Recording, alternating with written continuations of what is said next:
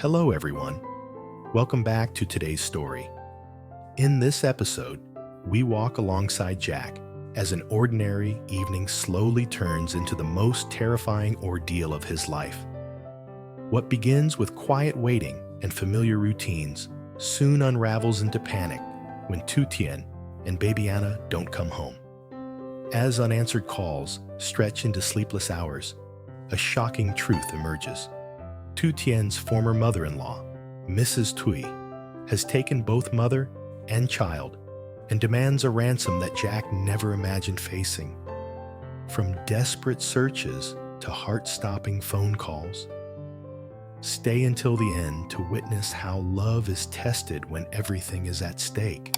And don't forget to subscribe to help us reach 10,000 subscribers. Your support truly means the world to us. The night settles quietly over the farm, not with celebration or warmth, but with an uneasy stillness that feels heavier than usual. The sky is dark, stars scattered faintly above the fields, and a thin layer of mist drifts low over the vegetable beds. Jack stands alone near the garden tap, slowly watering the rows of leafy greens. The sound of water hitting the soil should feel calming, familiar. But tonight, it doesn't. His eyes keep drifting toward the dirt road leading back to the house. Why hasn't Tu Tien come home yet? He murmurs to himself, glancing at his watch again. She usually returns before sunset, especially when Anna is with her. Even on busy days, Tu Tien always calls, always sends a message. But tonight, there's nothing. No call, no text, just silence. Jack turns off the tap and walks back into the house.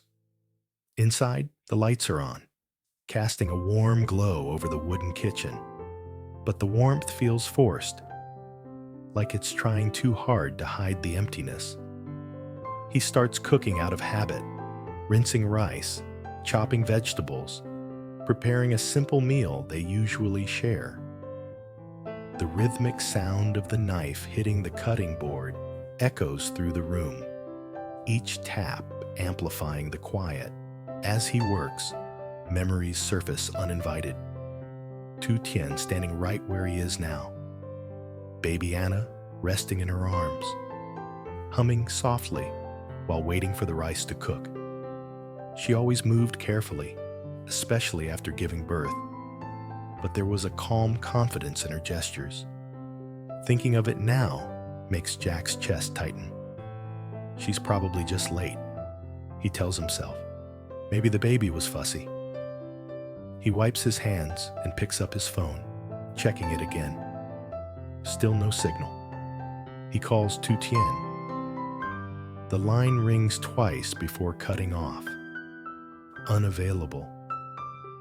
Jack exhales slowly, trying to keep his breathing steady. He tells himself not to panic. He finishes cooking, sets the table for two, then hesitates, staring at the empty space where Tu Tien usually sits.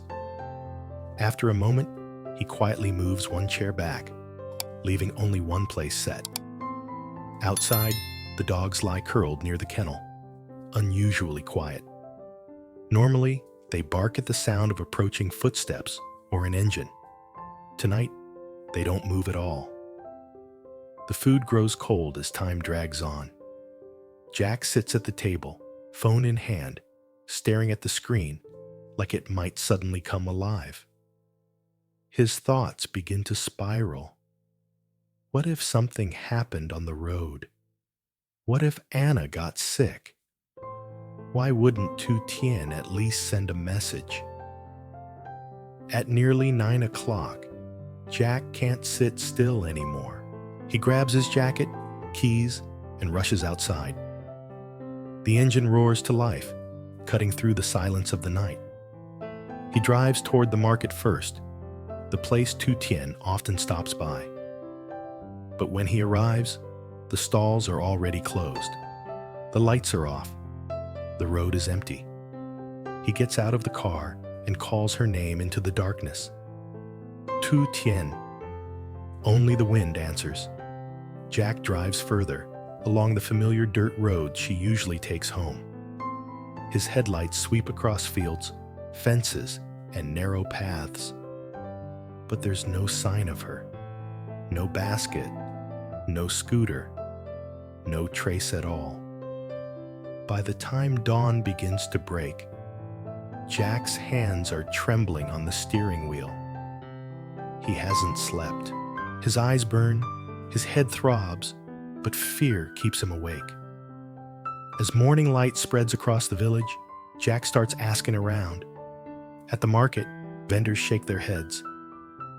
No, we didn't see her yesterday. Not with a baby. I would remember if I did. Each answer feels like another stone dropping into his chest. His voice grows hoarse from repeating the same question over and over. Finally, with shaking fingers, Jack calls the local police. My wife and my daughter are missing, he says, forcing the words out. Please, I need help. After the call ends, Jack stands frozen in the middle of the market, surrounded by noise and movement, yet feeling completely alone. Somewhere out there, Tu Tien and Anna are gone, and he has no idea why. Several hours later, Jack's phone rings. An unfamiliar number. His heart slams against his ribs as he answers. Hello. For a second, there's only static. Then a woman's voice comes through, cold, steady, unmistakably familiar. Jack. His blood runs cold. He knows that voice. Mrs. Tui, he whispers. On the other end, Tu Tien's former mother-in-law lets out a low chuckle. You still remember me? Good. What did you do? Jack demands, his voice shaking despite his effort to stay calm. Where is Tu Tien? Where is my daughter? They're with me, Tui replies casually, as if discussing the weather. Both of them safe, for now. Jack grips the phone so tightly, his knuckles turn white. If you hurt them, she cuts him off. Don't raise your voice with me. You wouldn't want anything unfortunate to happen to little Anna, would you?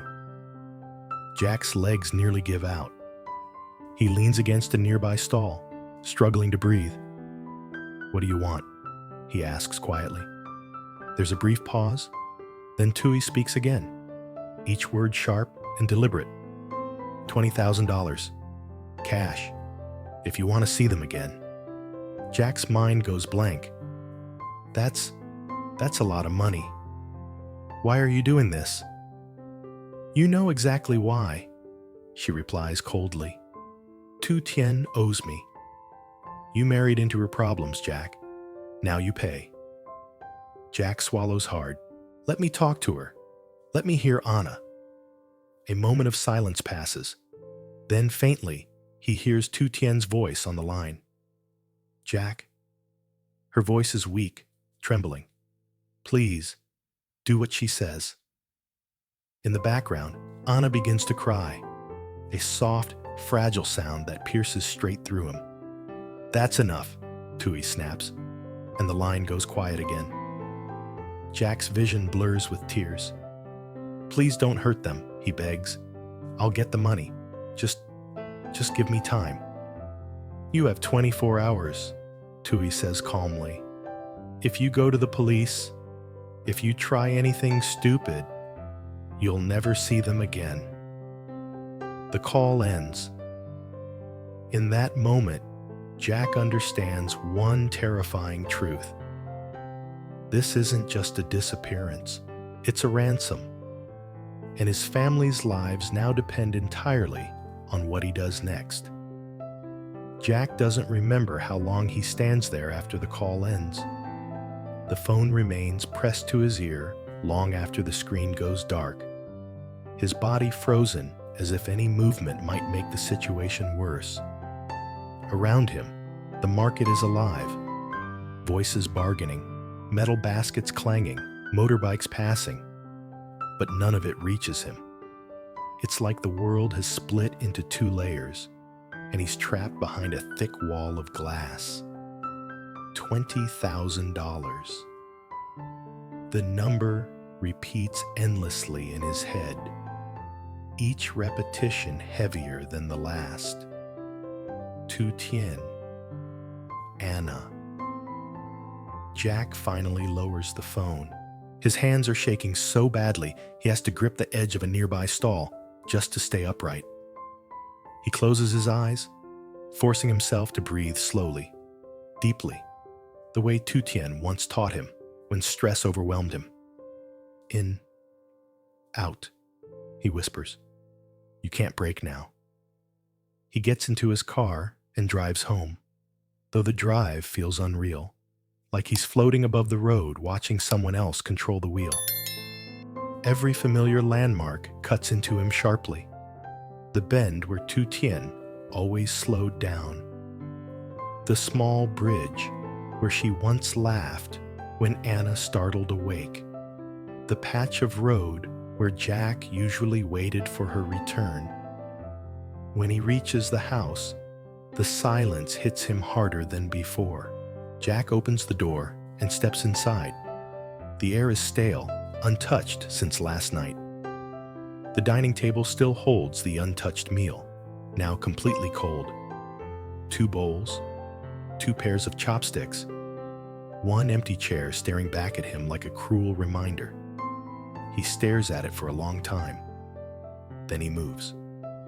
Jack starts searching the house with frantic urgency.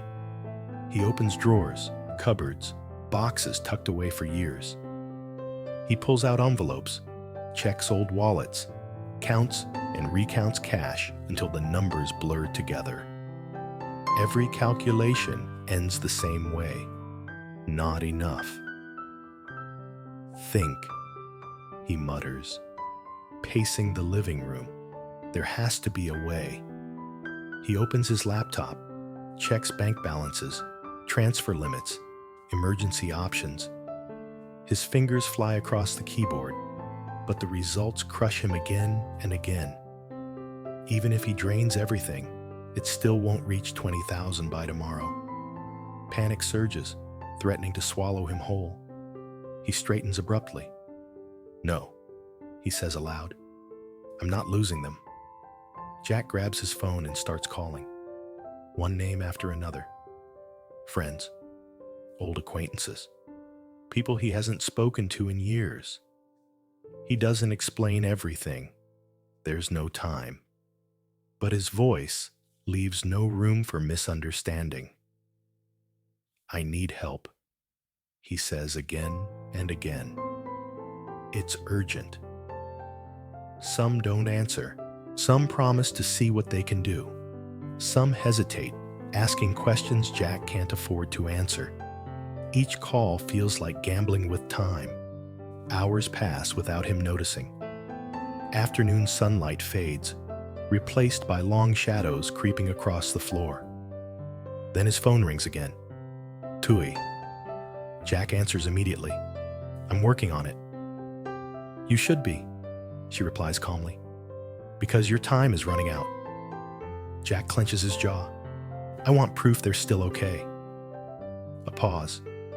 He imagines her smile on the other end, thin and deliberate. A video arrives. Jack's fingers tremble violently as he opens it. Tu Tien appears on the screen, sitting on the floor, back against a wall. Her hair is disheveled, her face pale. Anna lies in her arms, eyes barely open, breathing shallow but steady. Jack, Tu Tien whispers, her voice weak but clear. Please, don't argue with her. Just do what she says. Anna lets out a soft cry. Jack collapses onto the floor as the video ends, his chest tightening painfully. He presses the phone to his heart, as if that might somehow reach them. I'm coming, he whispers hoarsely. I swear I'm coming. The call ends soon after, leaving silence behind. Night falls again. Jack keeps moving, fueled by desperation alone. He drives to meet people, accepts help without pride, without hesitation. Money changes hands quietly, urgently. Each contribution brings him closer, but never close enough. By late evening, exhaustion weighs heavily on him. His clothes cling to his body with sweat. His head throbs. His eyes burn. But he doesn't stop. Back home, Jack sits on the floor, back against the wall, staring at the ceiling. The house feels wrong without Tu Tien's presence, without Anna's soft noises. The quiet is unbearable. Near midnight, the phone rings again. "Tomorrow morning," Tui says. "I'll send you the location. Come alone. Bring the money." "I'll be there," Jack replies immediately. "Please, don't hurt them." She chuckles softly. "That depends on you." The call ends. Jack doesn't sleep. He sits through the night, watching darkness slowly give way to dawn. Fear creeps in whenever his mind slows. What if it's a trap? What if she changes her mind? What if he's too late? As the first light enters the room, messages finally arrive. More help, just enough. Jack counts the money again and again, hands shaking. It's barely enough, but it's everything he has. His phone vibrates. An address, an abandoned industrial area far from town.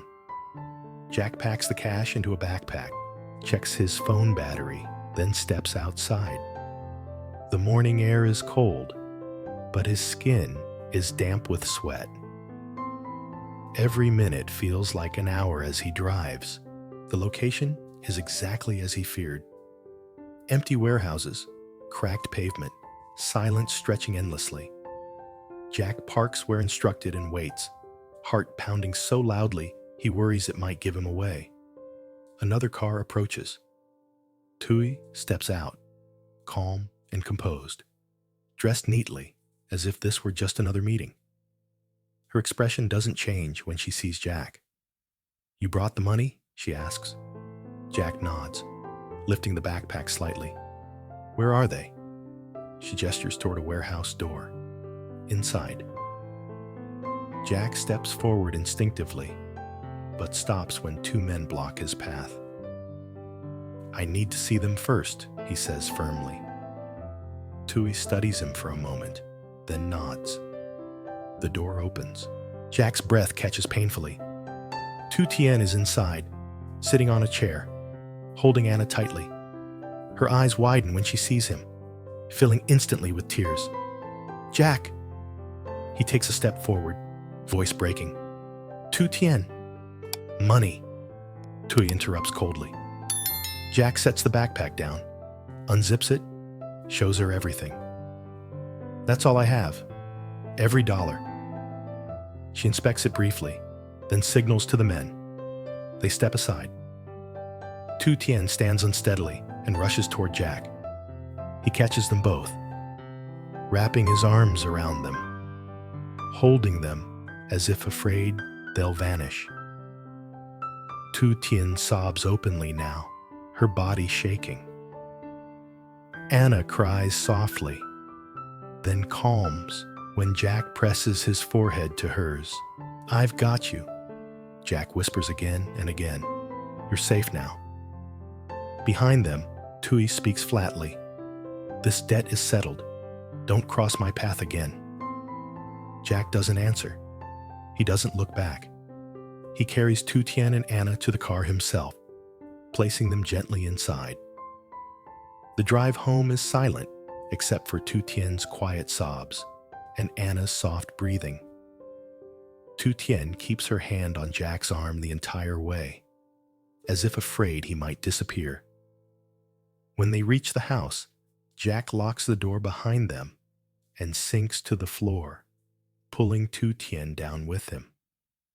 They sit there, exhausted, holding each other, Anna nestled safely between them. I was so scared, Tu Tien whispers. I thought we'd never come home. Jack shakes his head, tears finally falling freely. I should have protected you better. She presses her forehead to his. You did. You came for us. As morning light fills the house, the nightmare finally loosens its grip. The fear won't disappear overnight, but in this moment, Jack knows one thing with absolute certainty. Nothing will ever matter more than holding his family safe in his arms, and he will never let anyone take them away again.